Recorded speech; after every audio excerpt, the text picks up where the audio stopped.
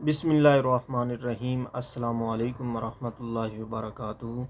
दोस्तों, आज की इस वीडियो में हम फंगल इन्फेक्शन के लिए इस्तेमाल होने वाली एक बहुत ही ज़बरदस्त क्रीम हाइड्रोज़ोल क्रीम का रिव्यू करेंगे।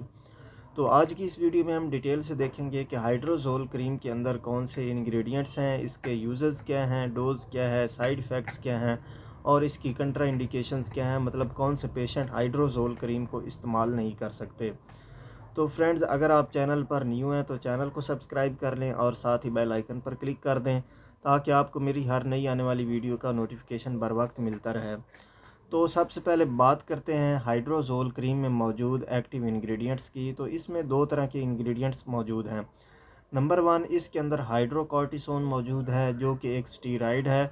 तो स्टीरॉइड्स के फंक्शंस के बारे में आप जानते हैं कि ये एंटी इन्फ्लामेटरी के तौर पर काम करते हैं, यानी कि जहाँ पर इन्फ्लामेशन, सूजन वगैरह हो उसको कम करते हैं। दूसरे नंबर पर इसमें क्लोट्राइयामाज़ोल है जो कि एक एंटी फंगल मेडिसन है। तो एंटी फंगल मेडिसन ऐसी मेडिसन होती हैं जहाँ पर फंगल इन्फेक्शन हो जाए, फंगस की वजह से स्किन पर कोई डिसीज़ वगैरह हो जाए तो वहाँ पर क्लोट्राइयामाज़ोल को इस्तेमाल किया जा सकता है। तो यूजेस की बात की जाए तो स्किन पर कहीं भी फंगल इन्फेक्शन हो जाए, जिसे हम अपनी ज़बान में दद्दर कहते हैं, तो उसके लिए आप इसे इस्तेमाल कर सकते हैं। तो फंगल इन्फेक्शन में अगर सूजन वगैरह हो, इन्फ्लेमेशन हो, तो उसमें ये बहुत ही इफ़ेक्टिव है। इसके अलावा बच्चों में जो नैपी रैशेज़ का मसला बनता है वो भी इसमें ज़्यादातर फंगल इन्फेक्शन के चांसेस होते हैं, क्योंकि जहाँ पर नमी वगैरह हो वहाँ पर फंगल इन्फेक्शन के चांसेस ज़्यादा हो जाते हैं। तो बच्चे जो हैं, ये बच्चे की जो नैपी होती है उसमें नमी ज़्यादा बन जाती है बाज़ औक़ात, बड़ा पेशाब या छोटा पेशाब करने की वजह से, जिसकी वजह से फंगल इन्फेक्शन होने के चांसेस ज़्यादा होते हैं। तो इसलिए एंटी फंगल मेडिसन इस्तेमाल करवाई जाती है बच्चों में नैपी रैशेज़ के लिए। तो बच्चों में नैपी रैशेज़ के लिए इसे आप इस्तेमाल कर सकते हैं और स्किन पर कहीं भी फंगल इन्फेक्शन हो आप इसे इस्तेमाल कर सकते हैं। अब बात करते हैं इसकी डोज़ और तरीका इस्तेमाल की। तो इसे आपने दिन में 2 मरतबा, जहाँ पर इन्फेक्शन हो, जहाँ पर मसला हो, आपने दिन में 2 मरतबा इस्तेमाल करना है। लगाने का तरीका ये है कि आपने हल्की सी, जहाँ पर मसला हो, आपने थोड़ी सी क्रीम लगानी है और हल्का सा उसे रब कर देना है। तो पूरे इंटायर एरिया जहाँ पर इन्फेक्शन है उसको आपने कवर करना है और हल्का सा रब कर देना है। तो ये इसका तरीका इस्तेमाल है। ड्यूरेशन की बात की जाए तो आपने इसे मुसलसल 7 दिन तक इस्तेमाल करना है और 7 दिन तक इस्तेमाल करने के बावजूद अगर आपको कोई फ़ायदा ना हो तो आपने इसका इस्तेमाल रोक देना है और अपने डॉक्टर या फार्मासिस्ट से मज़ीद मशवरा करना है। ये था इसका तरीका इस्तेमाल और डोज़। अब बात करते हैं इसके साइड इफ़ेक्ट्स की, मतलब इसके इस्तेमाल से कौन कौन से नुकसानात हो सकते हैं।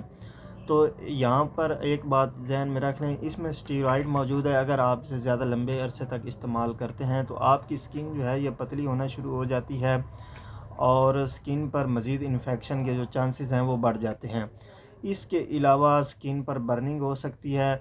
जिस मसले के लिए आप इस्तेमाल कर रहे हैं वो मसला मज़ीद भी बढ़ सकता है। इसके अलावा स्किन पर दाने वगैरह बन सकते हैं, रैशेज़ वगैरह बन सकते हैं। तो इस तरह के अगर मसला बनना शुरू हो जाए तो आप इसका इस्तेमाल रोक दें।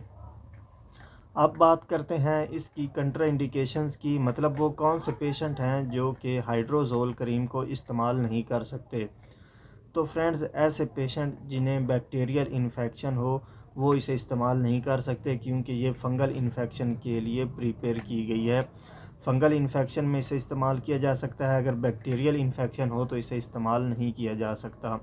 इसके अलावा अगर किसी को एक्ने का मसला है, यानी कि स्किन पर जो एक्ने वगैरह बन जाती है, दाने वगैरह बन जाते हैं, उसके लिए भी आप इसे इस्तेमाल नहीं कर सकते। इसके अलावा अगर कोई पेशेंट इससे हाइपर सेंसिटिव है, यानी एलर्जिक है, तो वो भी इसे इस्तेमाल नहीं कर सकता। तो फ्रेंड्स, उम्मीद है आपको वीडियो अच्छी लगी होगी। वीडियो अच्छी लगी हो तो इसे लाइक और शेयर ज़रूर कर दें और वीडियो देखते हुए अगर आपके माइंड में कोई भी क्वेश्चन आया हो तो आप कमेंट सेक्शन में पूछ सकते हैं। इंशाल्लाह आपके कमेंट का जवाब ज़रूर दिया जाएगा। अगली वीडियो आने तक अल्लाह हाफ़िज़।